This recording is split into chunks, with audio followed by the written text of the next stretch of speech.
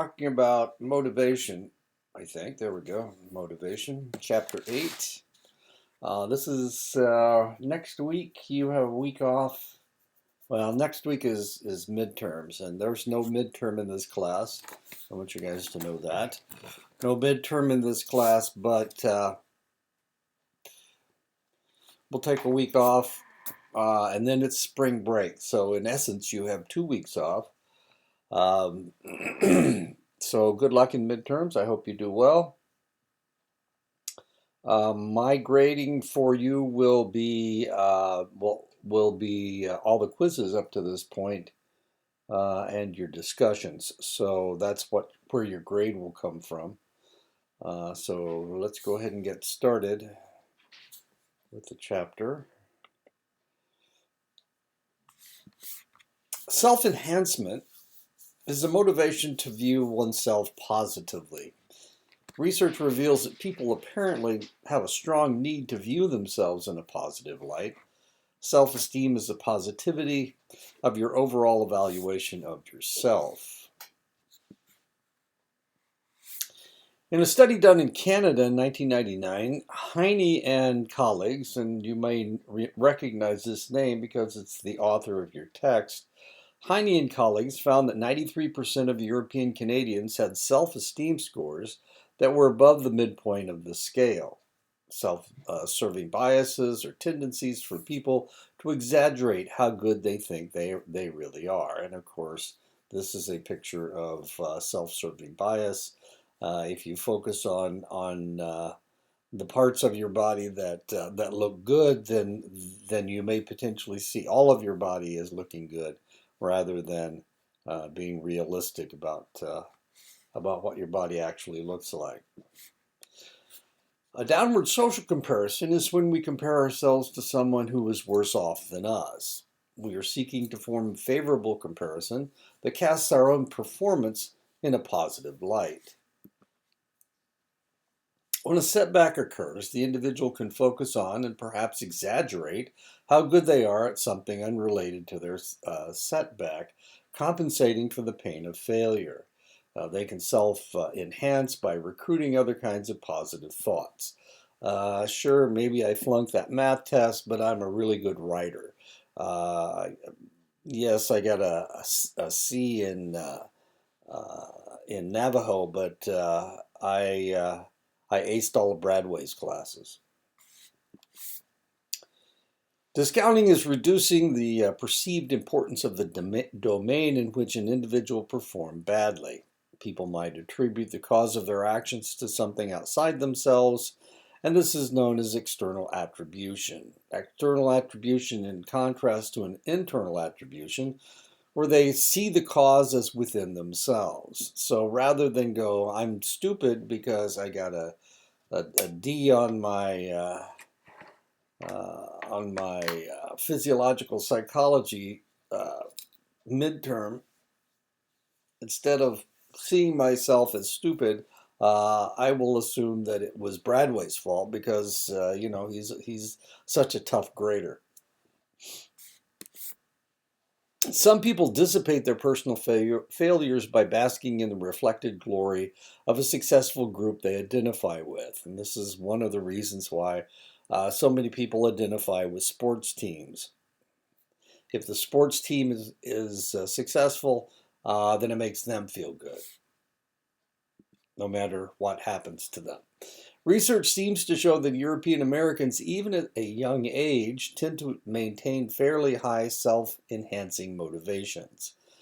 Trop and Wright in 2003 found that preschool and elementary school European American children chose self-enhancing images at 92% compared to a similar group of Mexican American students at 82%.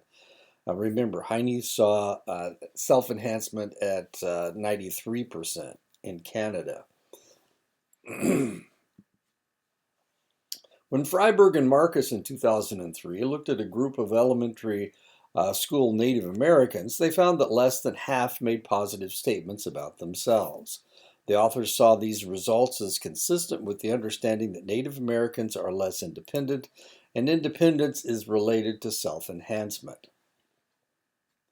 I'm not exactly sure which area of the United States they were looking at Native Americans, but the results were less than half. They did this. This did not prove true of the collectivistic Maori of New Zealand. This did not prove true of African Americans. This is research by Major Spencer, Schmatter, Wolf, and Crocker in 1998. This did not prove true of Israeli Druze. Druze are a religious and ethnic group in Israel. The Druze are kind of it's a religion that takes aspects of the Muslim religion and aspects of the Jewish religion. It's kind of a split between the two. Um, they have a difficult time dealing with both Muslims and with Jewish people because they're not quite Jewish and they're not quite Muslim. So you may find that neither group supports the Druze as much as you would think. It's not like they're going, oh, you're pretty close to us. Why don't you come and we'll be nice to you? It's not. That's not the way it works. The Druze are hated by both sides, as strange as that may seem. We saw the same thing in the war between the Syrian between ISIS and the Kurds. The Kurds are a Muslim group, but there were a group of Muslim outsiders called the Yazidis. It was an ethnic and a kind of a religious group that that ISIS threatened to annihilate. They were going to kill all the men and they were going to sell all the women into prostitution. And the Kurds were able to rescue the Yazidis from ISIS. So what are we talking about here? We're just talking about a splinter religious group in the Middle East. This is not did not prove true of Asian Indians. 93% of European Canadians have high self-esteem, and of course that's the study by Heine in 1999. 55% of Japanese Canadians have high self-esteem, and that's according to Heine also in 1999. Now, one of the things that you need to know about Heine that I don't know that we've talked about this before. He's married to a woman from Japan. So a lot of his research deals with Europeans versus the Japanese. The Japanese. Masses of research show that Americans find success more memorable, probably because they think more about them, and Japanese tend to find failures more memorable because they think more about them. And this is due to research from Hamamura and Heine in 2007, Katayama, Matsumoto, and Norisaku Kunit in 1997. So the Japanese think of they focus on their failures, and European Americans focus on their successes. After failing at a task, North Americans tend to discount the importance of the task. Japanese will view the task as even more important. Americans tend to bask in their reflected glory of their sports teams, while the Japanese are more likely to be critical of their local team as the opposition. And of course, that's just the way the Japanese and the Americans see things. Heine and others have speculated that East Asians are just as motivated as Westerners to evaluate themselves positively, merely as their group selves instead of their individual selves. East Asians like themselves as much as Westerners, but seem to be more self-critical of their competence. One of the phenomenon of Craigslist and eBay is the endowment effect. Westerners tend to value something more after they own it, which makes them inflate the prices they're asking for their junk. We see the opposite effect with East Asians. They lower the prices of things because they've owned it. Miller and her colleagues, 1997 and then again in 2002, looked at children's stories in the United States and Taiwan. They found a marked difference between the Taiwanese stories and the U.S. stories. American stories focused the children's attention on their strengths, while Taiwanese stories focused on areas that needed correcting. European American parents viewed self esteem as central to child rearing. Taiwanese parents expressed the belief that too much self esteem can lead to frustration when things aren't working out well for the children.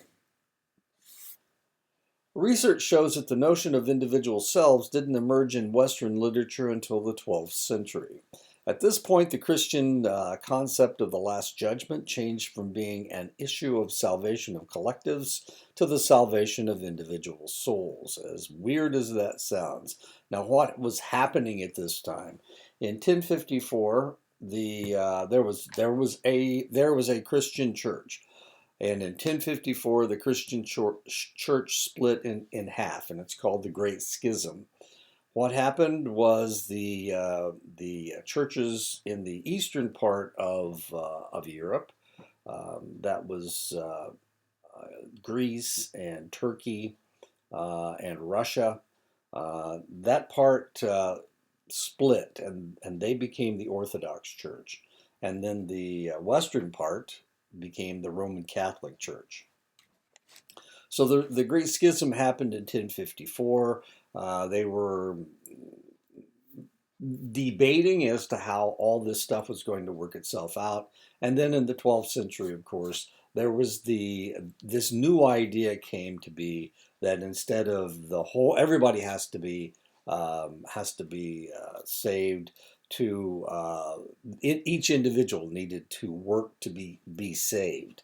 It was individual salvation rather than collectivist salvation. Before it was collectivist. Everything was it was your town. It was the people in your church. If everybody in your church were good and they did exactly what needed to happen, then salvation would take place.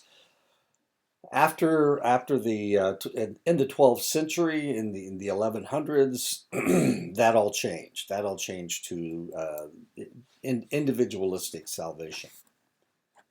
However, collectivistic salvation still exists in Eastern Orthodox, the Eastern Orthodox religion.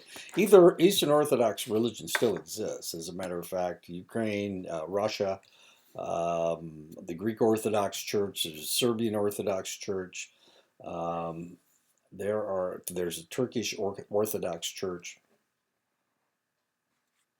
The Orthodox Church is still quite powerful, and it's has many adherents. With the Protestant Reformation, and then the Reformation happened in the 16th century. That was in the 1500s. Martin Luther split a group. There had been groups that had tried to splinter away from the Catholic Church, from the Roman Catholic Church, before that, but most of them were isolated and destroyed. But Martin Luther was a priest in Germany, and he was able to break away from the Roman Catholic Church, and the church didn't do anything. They weren't able to do anything about it because there were too many people that were following him, and that became the Lutheran Church. So the Protestant Reformation occurred in the 16th century. There were other groups that splintered off of the Roman Catholic Church, and that became the Protestant Reformation in the 16th century. With the Protestant Reformation in the 16th century, many Protestant sects maintained a belief in predestination, or the idea that one's fate was determined before birth. This gave people a great drive to enhance themselves as they proved that they were one of God's chosen people. So people started working very, very hard. And this is known as the Protestant work ethic. What does this mean? This means that if God really loves you, if you are predestined for success, then you will be able to make a lot more money. You'll be able to be the fastest person. You'll be able to be the strongest person. And this means that God has blessed you. So with the Protestants, we have this movement to be the best, to always be the best, and that proves to all the people around you that you are blessed by God. And of course, this blessing was took place before you were born.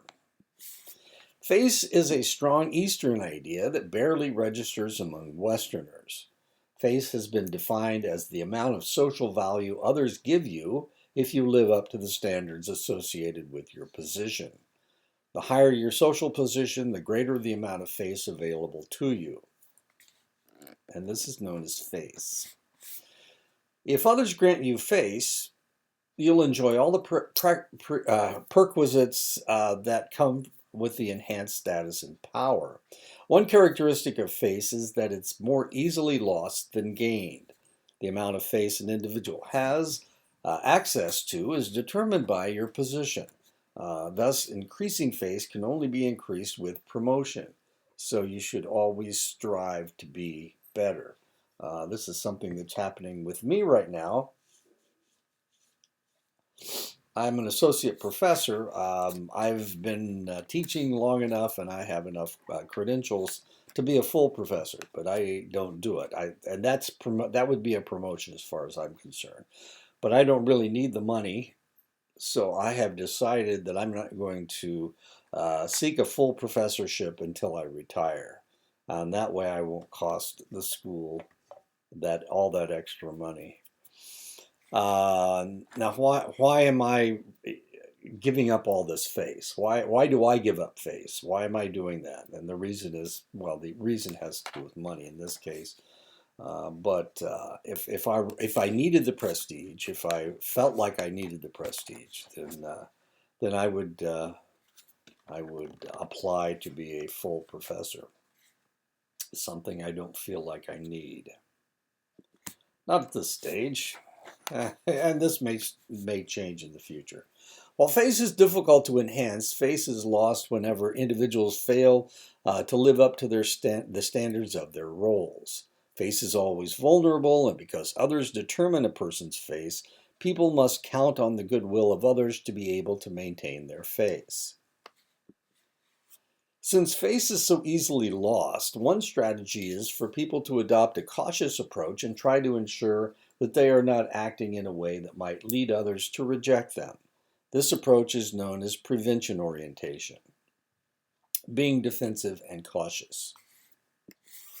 Prevention orientation is contrasted with promotion orientation, where the individual is more concerned with advancing themselves and aspiring for gains.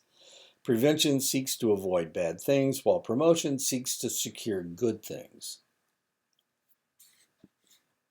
Canadian and Japanese participants were given a faux test that they failed. Everybody failed the test. They were given a chance to either work on their problems or focus on their successes in the test. Canadian participants chose to focus on the things they did well, promotion focus. In the same study, the Japanese participants maintained a more prevention focus. They were more interested in working on things they did poorly, apparently so that they could improve themselves and be less likely to fail in the future. This self-improvement motivation, a desire to seek out potential weaknesses and work on correcting them, is strong motivation in East Asian contexts. Eastern and Western cultures deal with strengths and weaknesses differently. East Asian parents are more likely to call their children's attention to their weaknesses. Western parents direct their children's attention to their strengths. East Asians have increased their fortunes. As East Asians have increased their fortunes, they have become big consumers of brand name luxury goods. Purchasing and displaying brand name goods can increase face. A key motivation for these acquisitions is to achieve social recognition. And if you watch movies dealing with India or dealing with China or dealing with Japan, the important people are always driving big name cars. They're always displaying their wealth. Uh, they have huge weddings where they where the bride and the groom are all decked out. And the reason they do this is because they're trying to show their status with their with what they own. In 1904 and 1905, Max Weber, a sociologist, printed a controversial but influential series of essays entitled The Protestant Ethic and the Spirit of Capitalism. Weber attempted to determine how capitalism was able to emerge from the traditional economics of medieval Europe. Before Weber, the prime social idea came from Karl Marx. Marx felt that capitalism was a result of surplus capital that came from the shift from an agricultural economy to an industrial economy. Marx also felt that religion was being used by governments to control the people. Weber viewed capitalism as the product of people's deriving meaning from a particular cultural context. Capitalism grew out of a belief system that was rooted in a number of cultural ideas that began emerging in the 16th and 17th centuries in Western Europe and in North America. The ideas that became the foundation for capitalism were ones that grew out of the Protestant Reformation. Protestants emphasized literacy training more than Catholics so that people would be able to read the Bible for themselves. At this time, until the 1960s, and I was alive in the 1960s, and I remember when this happened, not because I was Catholic, but because they made such a big deal about it. Before the 1960s, Mass, no matter where you were, was always in Latin. So the religious rituals of the Catholic Church were always in Latin. Now this was a problem because if you're living in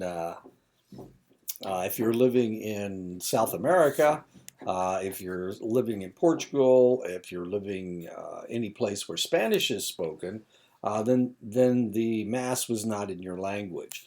If you were an American Indian, you had no idea what was going on in all of these rituals because they were always in Latin. They had to be in Latin. And then in 1960, all that changed. In 1960, they started serving Mass in the language of the area. So the idea, and the Protestants, of course, they interpreted the Bible, or they translated the Bible into whatever language was being spoken. So if you went to the Lutheran Church or you went to a Methodist or Baptist church, they were always in whatever the local language was. So the Catholics, their Bible was in Latin, and the Protestants, their Bible was in whatever the language was until 1960. And then after that, even the Catholic Bible was being translated into the language.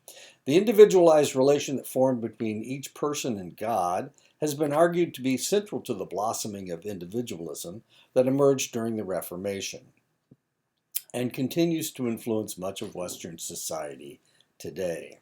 This concept of individualism. Martin Luther, the founder of Protestantism, proposed that each individual had a calling, that is, a unique God-given purpose to fulfill during his or her mortal existence. Now, you might say, my calling is to teach. Your calling is to be a counselor or to study psychology. Everybody has something that they need to do, that they have to do, that they're good at.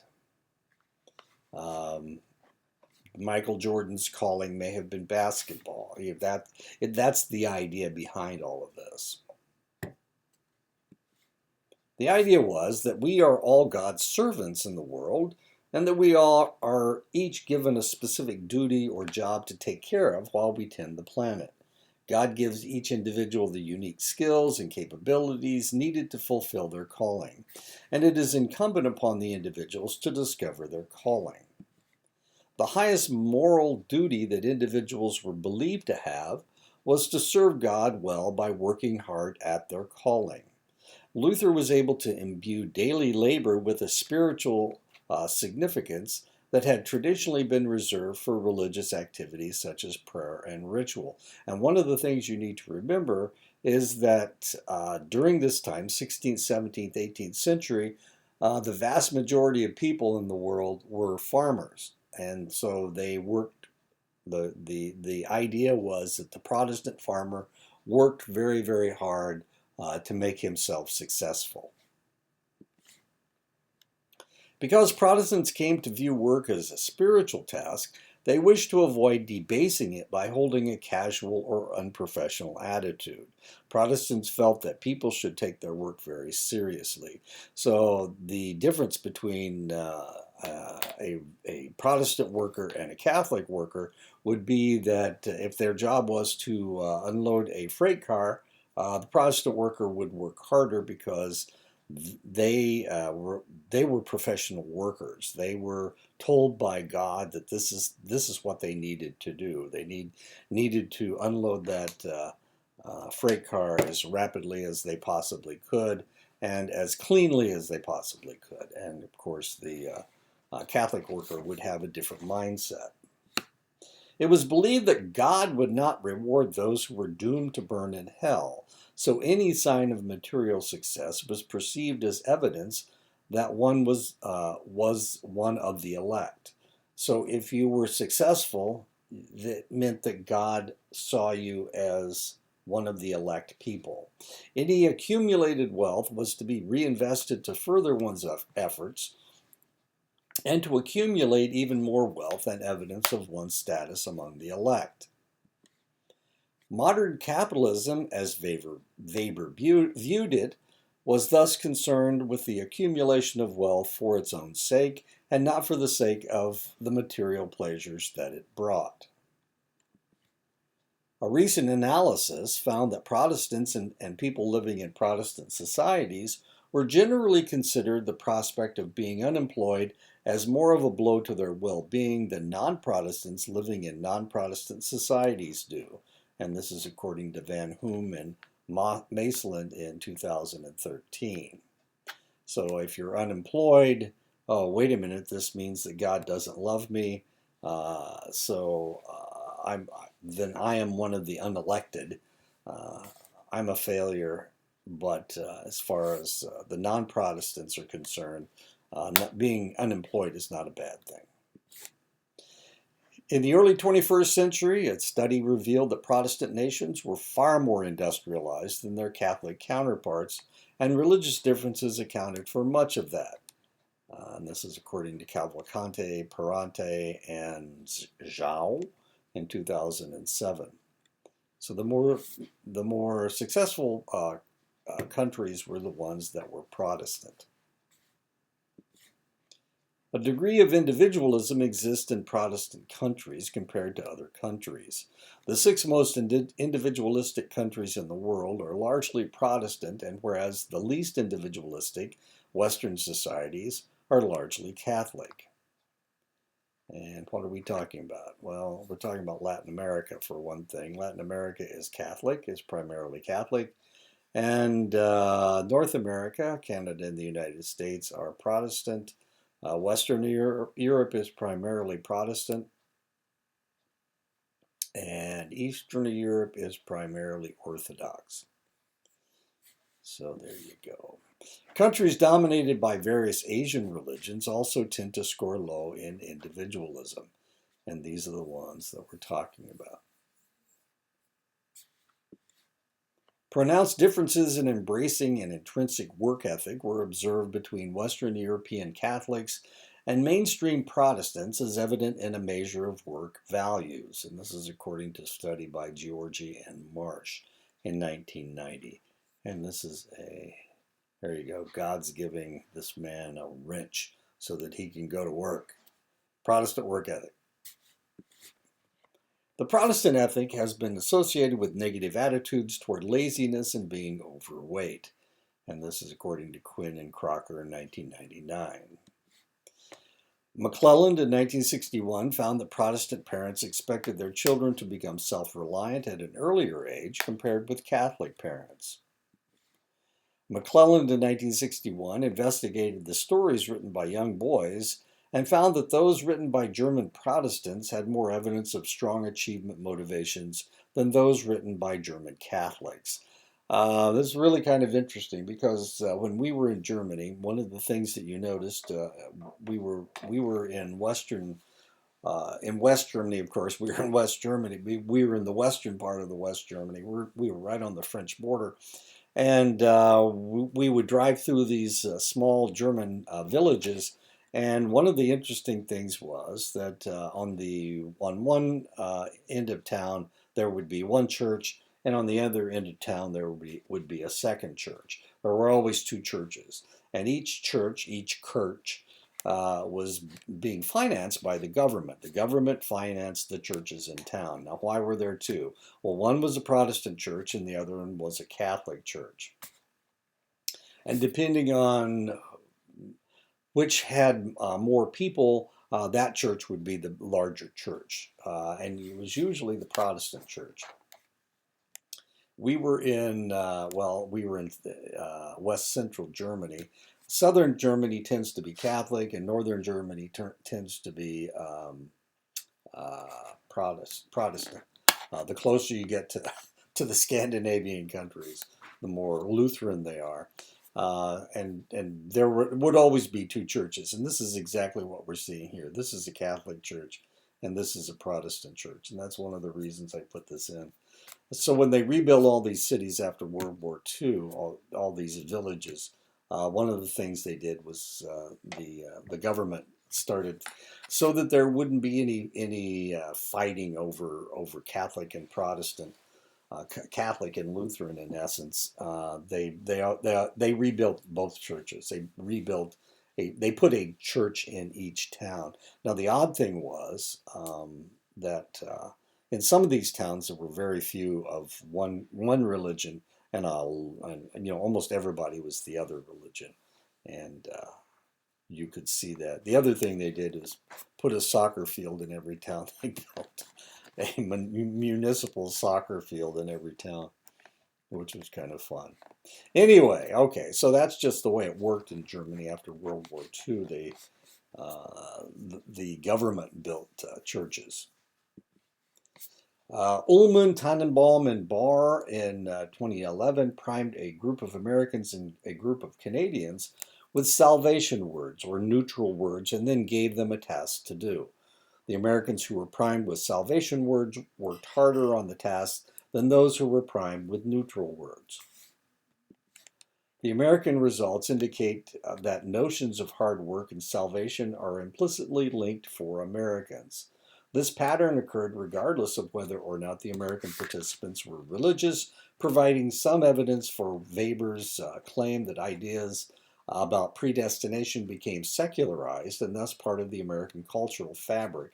And there's a reason for this.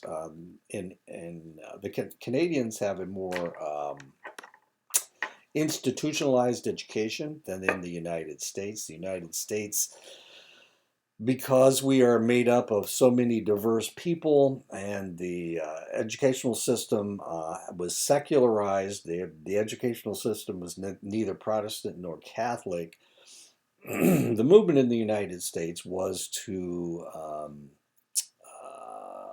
ingrain this idea of hard work in our educational system. The same thing didn't happen in England, and the reason is because England and Canada. And the reason is because in England and Canada, it's the class system. So if you were born as an aristocrat in England, you were successful. If you were born as a working man in England, there was no way that you could change your status. But in the United States, it didn't really make any difference. We have this myth of the American dream, where an individual can change their status. So our educational system pushes people to be more successful. In Canada, in England, of course, your status is based on who you are and where you're born. That's the way the educational system is structured. So that's one of the reasons that Americans were pushed more to be successful. I hope that makes sense. You know, we've got religion, we've got the class system, and in the United States, the class system does not exist as strongly as it does in Canada and in England and in Australia. In the United States, there is a class system, but it's not very strong, and it's primarily on the East Coast. Doesn't exist in the Midwest. Doesn't exist in the far west, the Southwest, where you guys live, and in on the West Coast. Anybody can be successful. The Canadian participants did not work any harder when primed with ideas about salvation, suggesting that implicit link between salvation and working was not evident as far as the Canadians were concerned, and this had to do with the class system. Cohen, Kim, and Hudson in 2014 induced male American Protestants, Jews, and Catholics to imagine their sisters in sexual situations. They then had them do sculptures. The Protestants were judged as working harder on their sculptures than the Jews or the Catholics or the Protestants not primed with depravity about their sisters. So here's the deal. You've got American Protestants, American Jews, and American Catholics, and they were being shown images of, or they were told a story where they were actually thinking about having sex with their sisters, as strange as that may seem. And then they had them do sculptures. Okay. So the Protestants were judged as working harder on their sculptures than the Jews and the Catholics, or the Protestants not primed with depravity about their sisters. The researchers concluded that it was the depraved thoughts that induced the Protestants to work harder. They needed to make up for these impure thoughts. We can see the world as fixed and beyond our control to change, the entity theory of the world, or we can think of the world as flexible and responsive to our efforts to change it, the incremental theory of the world. Rothbaum and Weiss and Snyder in 1982 proposed that there are two ways to gain control of your life. People achieve a sense of primary control by striving to shape existing realities to fit their perceptions, goals, or wishes. Primary control also goes under the related name internal locus of control, influence, and agency. People achieve a sense of secondary control when they attempt to align themselves with existing realities, leaving the realities unchanged but exerting control over the psychological impact of these realities. Secondary control, also known as adjustment, is related to the construct of an external locus of control. Your desires and goals adjust themselves to what your environment is most likely to provide. Weiss, Rothbaum, and Blackburn in 1984 see many socializing experiences in Japan that lead Japanese to be more comfortable with engaging in secondary control strategies. Japanese infants spend much more time in contact with their mothers and thus learn to adjust themselves to what their mothers are doing. Japanese workers change jobs far less frequently than their Western counterparts, and it is not uncommon for workers to be promised lifetime employment, a system ensuring that employees learn to adjust themselves to whatever demands the company places on them. In a Japanese and American study where workers were asked to recount when they had been helped and when they had helped others, the Americans were better able to recall when they had influenced others. And this is a study by Morling, Kitayama, and Miyamoto in 2002. The Japanese recalled far more times when they were assisted than when they helped someone else. There is little emphasis on making choices in life for people from India. Making choices seems to be more difficult for Indians than for Americans. Indians take significantly more time to make choices than do Americans. And that's according to Savani, Marcus, and Connor in 2008. Asian Indians don't respond as negatively when they are deprived of the opportunity to choose when compared with Americans. Asian Indians and people from numerous other non-Western cultures also indicate that they have less free choice in their lives compared with North Americans. Choices do not appear to play as large a part in their lives of Asian Indians as North Americans. More important the action, the more likely Americans were to identify it as a personal choice. Whereas for Asian Indians, the more important the action, the less likely they were to view it as a personal choice. When Americans are given an opportunity to choose something, they almost always select the option they prefer. The link between preferences and choices isn't as tight among Asian Indians. They are less likely to choose their favorite option. In learned helplessness, an individual feels that he or she is unable to control or avoid unpleasant events, and the person will suffer from stress and potentially depression.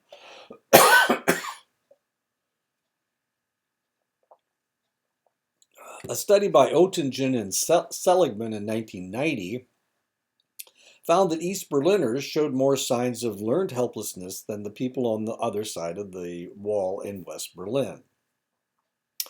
Now, one of the things you may or may not remember is that when Russia was the Soviet Union, the Eastern Bloc countries were a part of the Soviet bloc. They were communist.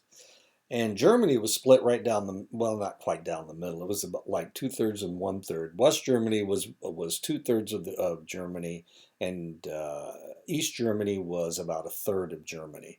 But Berlin was split right down the middle. So there was an East Berlin and there was a West Berlin. And East Berliners couldn't go anywhere. And West Berliners were stuck because Berlin was in the middle of East Berlin, of East Germany, I'm sorry. So West Berliners were stuck right there. So it was really kind of interesting, even though the East Berliners were unable to do anything because they were in a communist country and not allowed to move. They felt they learned that they couldn't do anything. They couldn't escape to the West. They couldn't. There was no free movement going on.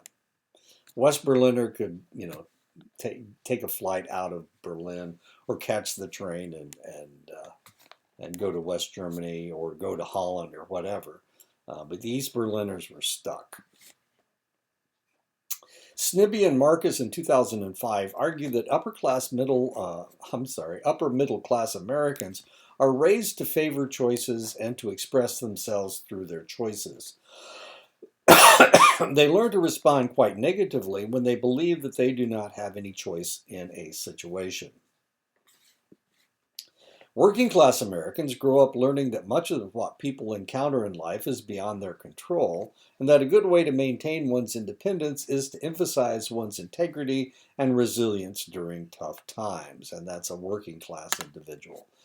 So we're talking about money here. So people from an upper middle class situation will show their independence and their choice by the car that they drive, by the clothes that they buy. They're kind of like Asians and trying to show that they have status. This shows that they have status. They don't drive an old car. They drive a new car, and the working class guy drives whatever he can afford. what are we talking about? Okay, resilience. But Ash's work in 1962 showed that Americans were more likely to conform to social pressure than not. Now remember, the upper middle class individual is more likely, uh, the upper middle class individual is more likely to want to make choices. It's the working class guy that has to conform. 75% of Ash's American subjects conformed on at least one of the 12 trials, and this is what happened. Ash brought a group of people into a room. One of them was his subject. Everybody else was a Confederate, and the almost everybody in the or people in the group made the same choice. And it was up to that one individual that they were looking at. It's this guy right here. It's up to that one guy to either conform to what everybody else says or do what he thinks is best. Make a choice. And it was usually had to do with length of lines and whatnot. And so they were supposed to gauge which one looked like the other. And everybody else was a Confederate but the one individual. 75% of Ash's American subjects conformed on at least one of the 12 trials. Conformity is common in the United States. So everybody wants to be the same. Nobody wants to stand out. Ash conducted other experiments dealing with conformity and found that there are several consequences to not conforming. People might laugh at you, as this is the subject right here. This guy and this guy are laughing at him because he made the wrong or the choice that wasn't conforming. People tend to actively dislike those who won't conform, glaring at them and whatnot. A meta-analysis of conformity studies shows that while Americans show a great deal of conformity, people from collectivistic cultures conform even more, especially when they are conforming to their in-groups. And this is according to Bond and Smith in 1996. And that is the end of the chapter. And I think next week we talk about conformity. Not next week. No, it's going to be a couple weeks before we do this again. Okay, so good luck in midterms, and I'll see you in a couple weeks.